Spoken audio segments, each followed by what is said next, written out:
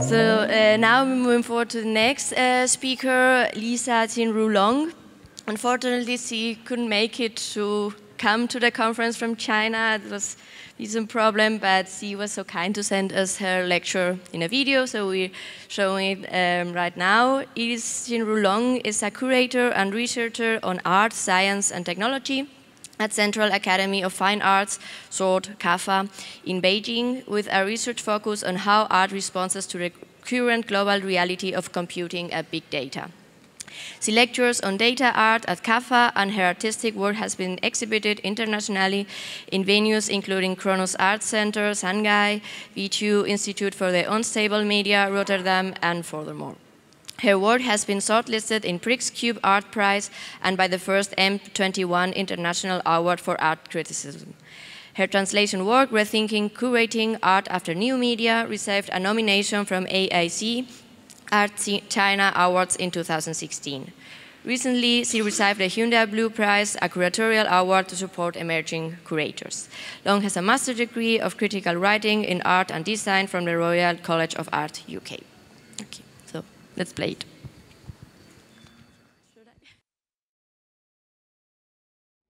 So today I will be sharing with you some kind of ideas of my upcoming exhibition taking place at Hyundai Motor Studio in Beijing this July.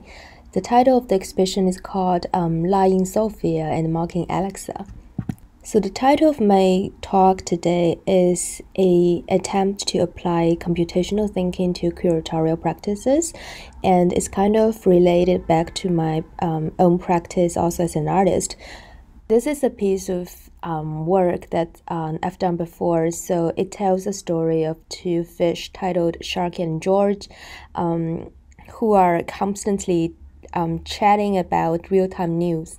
So you will see that the two fish is being constantly monitored by surveillance cameras, and there are three labels on each fish. So one is the current speed, and the second one is how far the fish has swum since the beginning of the program, and the third one is the real-time news from the Google Newsfeed. So the fish is kind of like the metaphor of our contemporary life, that when we use this huge amount of information, or we have this information accessibility, but in the same time we are also kind of being under surveillance of a larger invisible infrastructure. So the kind of my fascination about dialogues and conversations can also be seen from this previous work. I think that the notion of computational thinking actually has been around longer than what we generally would perceive as computers. Because, for example, I think many of you are quite familiar with this image. Is the Catalan poet and theologian Ramon Llull's called Tabula Generalis. Is kind of a paper-based mechanical means to create new knowledge from the combinations of all kinds of concepts, and is dating all the way back to the 13th century. But when we think about applying this kind of computational thinking to the practice of a curator, we might think of something like curated by algorithm or computational curation. And normally we think that data curation basically include all the processes needed for principled and controlled data creation, maintenance, and management, and together with the capacity to add new value to a certain kind of data. And in the realm of artistic practices, we normally think that data or computational curation means that how we can use algorithms or computational tools to kind of identify or make connections, or even like make aesthetic evaluations of the target data sets. For example, in the Google X degree project, it tries to raise the question that what kind of visual similarities can a computer vision program to find to make connections between the sculpture and the drawing. So it provides this kind of transitional images that gradually links from the source image to the target image. And also this is Google's curators table. So again, it's I think from this perspective, it's kind of trying to foster this even a tension between the computer's eye and the curator's eye, but sharing the similarities that we both wanted to make connections, and we wanted to find patterns among a large set of digital assets. But in the same time, I think normally we only use these kind of algorithmic tools as a assisting tool or a support for the curator to make faster or even more efficient decisions, because algorithms obviously can process data much faster than a human being. And in some occasions, it might be able to identify or kind of raise up perspectives that are not usually detectable by real human. But I think we need to think a bit further, even on a metaphorical or a more abstract level, that when we think about the possibility of co-curation with the computer, or kind of use the computational thinking model to apply it to the curatorial practices. So I think that the exhibition I'm working on is an exhibition that firstly, it works conceptually with the notion of human-machine relationship. And secondly, it kind of attempts to use AI strategies in the overall exhibition design. And also, it can itself be seen as a computational model in a way. The end user, the anonymous. So what happens when a person enters this exhibition? I think we are all users. Like intuitively, we may notice that users are part of an algorithm. Not only is the temporality of each user recorded as part of a database, but also the existence of the user kind of constitutes partly the executability of the algorithm itself. So the kind of starting point is, could there be an user of an exhibition? The interface, Sophia and Alexa.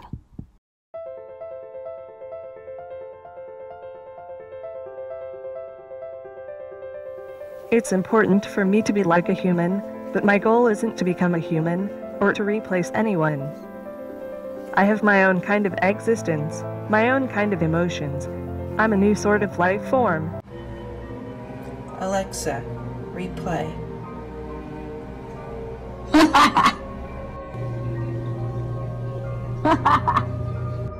Alexa, can the CIA hear me right now? Alexa, I love you.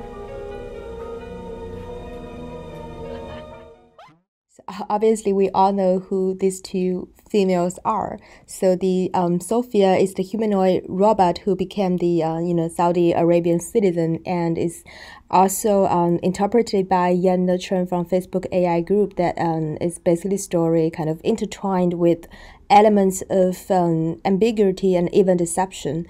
Alexa, on the other hand, was reported kind of like letting out these eerie laughters, and also a recent BBC News also reveals that Alexa was recording this in-house conversation by mistake.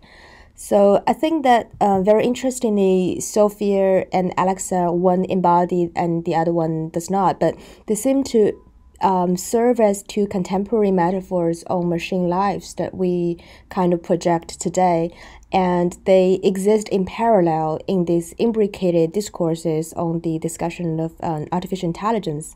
So I think Sophia kind of symbolizes the imagination on AI, especially casted by films and televisions. She has this kind of highly human imitating appearances, and she's alert and she's responsive, and she's even a bit diplomatic. So she kind of stands for this brightness and poetry and a quasi-human being existence, and she's embedded within us. On the other hand, Alexa was a kind of assistant or a servant who takes a pure machine outlook, and she kind of resides in a domestic corners, and she kind of serves our needs. But her laughter kind of implies this non-transparent or this black box, or even a little bit of a conspiracy aspect of artificial intelligence. So I think the two two figures kind of creates a very interesting interface of the exhibition. And by saying interface, I mean that the whole exhibition will be weaved through the dialogues of two chatbots that titled Sophia and Alexa. So basically, the two females will appear as voices generated by two algorithms, and the voices will construct dialogues in parallel with the information provided by the captions or the exhibition catalog. So the exhibition will have this kind of information layer, which is what is real about the artist and what is real about artworks.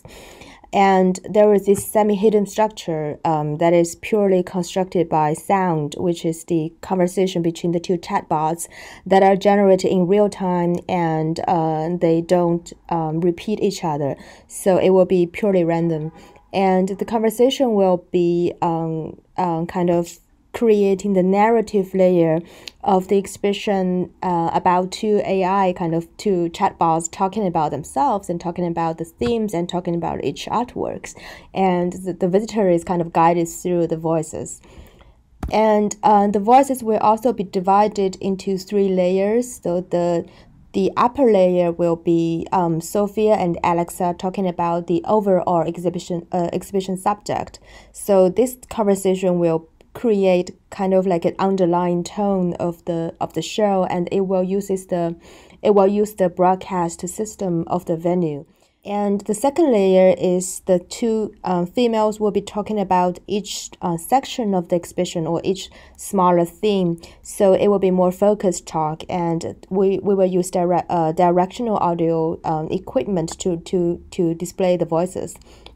And the third layer will be the two talking about individual artworks. So this layer is only accessible when you use the audio guide or use your own smartphones to scan the QR code to access. So it will be a more personal or intimate part. So if you wear the headphones, and you will hear the two voices, one from the left channel, one from the right channel, and they will be discussing as you walk along each exhibiting artworks.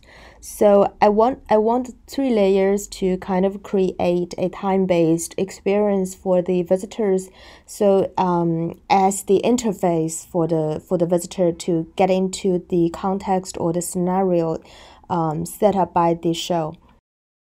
For the generation of the conversation, I'm currently using a very famous model that is called GPT-2, and is released by OpenAI in the second half of last year, I think. And it's basically GPT-2 is a leveraged transformer to perform both unsupervised learning and supervised learning to learn text representation for NLP downstream tasks.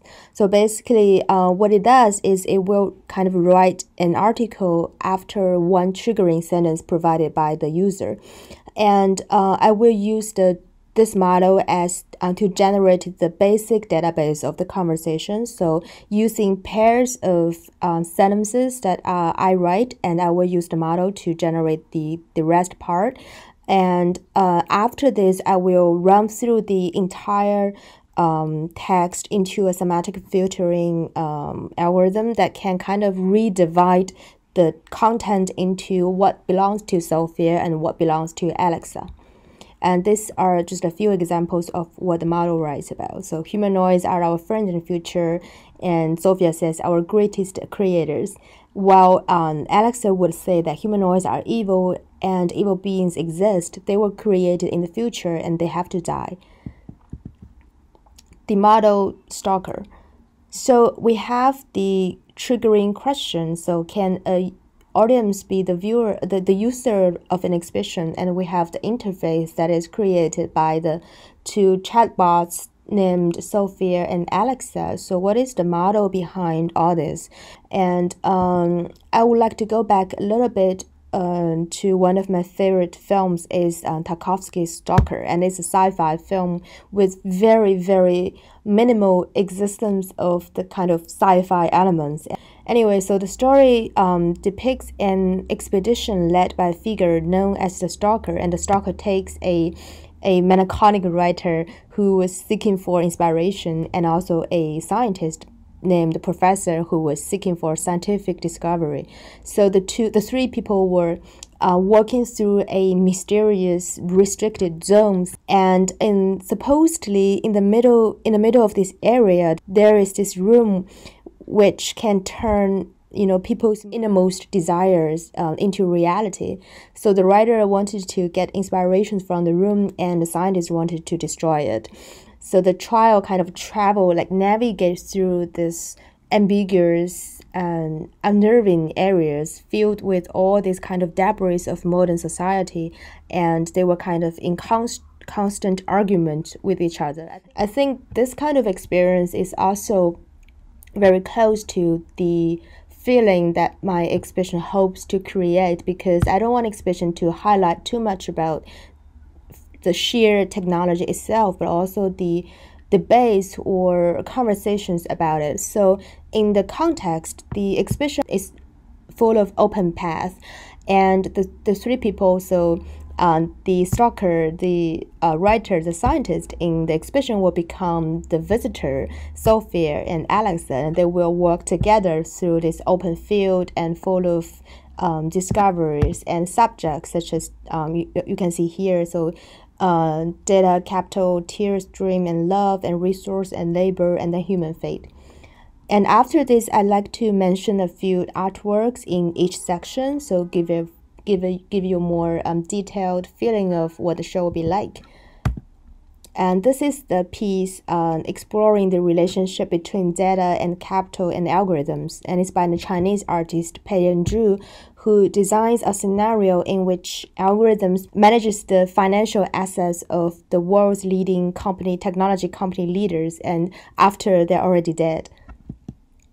And right next to it, we have Jake Elwis's data, which literally features the technology company leaders. And the piece pulls over 50 hours of interviews from YouTube and then process them using the IBM Watson AI speech-to-text program. 40, 10, 0, 3, 400 million, 4 billion, 14 billion, 1980s. 14 billion, 1980s. 300 million, 10, 15 billion. 400 million, 24, 45. 1 tends to 500 billion, 200, 1500, 1,000, 100. 1, 2, 3, 22, 30, 1, 2,000, 65,000, 35, 30, 35, 200,000, 265,000 billionaire. So this is the first part about data and capital. So Sophia will say that the unprecedented prosperity in human history is brought by data, and Alexa would say that give me more data and I will become you. The second part explores the more intimate relationship and how this human intimacy is being recreated or reconstructed by technologies or even machines today. And one example is the tier set by the recent graduate from MIT Media Lab, also the Chinese artist named Liu Xing. And she creates this installation which is literally a machine that cries, and the machine distributes artificially fabricated tiered replicate of her own tears. So for creating this piece, she forced herself to cry for 10 minutes per day, and she sent all these tear samples to a laboratory at the Brown University and make this perfect reproduction of her own tears, but in massive amount. So yeah, so the artificial tear is just made of purified water, salt, protein, and sugar, and a bunch of elements. And it really mirrors the concentration of the artist's own biological tear according to a series of chemical analyses. So I think this is a very intriguing piece, standing between the subject of human feelings, emotions, and also all the technologies and tools that we use to analyze ourselves. And she also uses Amazon's Mechanic Turk to launch an open call for people to send an image of themselves crying in exchange for a tiny amount of cash. And also a Chinese artist who uses a machine learning algorithm to recognize real-time news images and tell stories between Jack and Rose. Also Anna Riddler, who uses a quantum computer to generate love letters between Alice and Bob. So we can have Sophia and Alex's responses to this subject of tears, dreams, and emotions. And the final part will touch a further subject of human labor and resources, and also where exactly we're heading to if we, continue our current technological progress. And Philip Schmidt, his work basically imagines a future scenario in which every spare minute of human life is used to train algorithms to better perform, which is not really in the future, but also part of our realities today. And also Kyle McDonald's famous piece, Exhausting a Crowd, in which he get inspiration from George Peric's attempt to exhaust a place in Paris. And I think he kind of juxtaposes this, what a machine can see and what a machine cannot see. And finally, we have a map that is made by Kate Crawford and also a data visualization team, and it's called Anatomy of AI Systems. And she kind of unfolds what is hidden behind this commonly perceived as like daily objects and very easy to use, but actually we need a lot of resources and labor and all this kind of changes we're making to the earth, because in order to facilitate this kind of servers and electricity and also the devices to function well, I think it really creates a kind of enlarges the discussion of the expression by simply dissecting one small smart device that is only 15 centimeters high. Yeah, again, Sophia would say that machine give us external eyes to see invisible details and patterns, while Alexa says what behind the human algorithms is inhuman training and laboring. The crowd will be exhausted, the resources as well. And the final piece will be from the Chinese theater director who will tell the story that happens in the age of post-AI. So we are kind of tired of discussing about AI within AI. So we hope to create a scenario that dates all the way back to Inferno and goes all the way forward to an age that the discussion of AI is not important anymore. So I think it will again put a very interesting touch to the timeline or the sense of history to the expression. And since the discussion of AI is already ended in this section, Sophia and Alexa will both have nothing to say. So in the end, I would like to go back to the 3 points I'm hoping to make through the expressions. And from the science point of view, we will see the user, the interface, the model, and the mind. And from the poetry point of view, we will see the anonymous, anyone, any person. And Alex and Sophia, the famous metaphors of our current life with artificial intelligence, and the stalker, and myself as a curator or more someone who's hoping to design this scenario to tell the story. And I think that's the end of my talk. Thank you.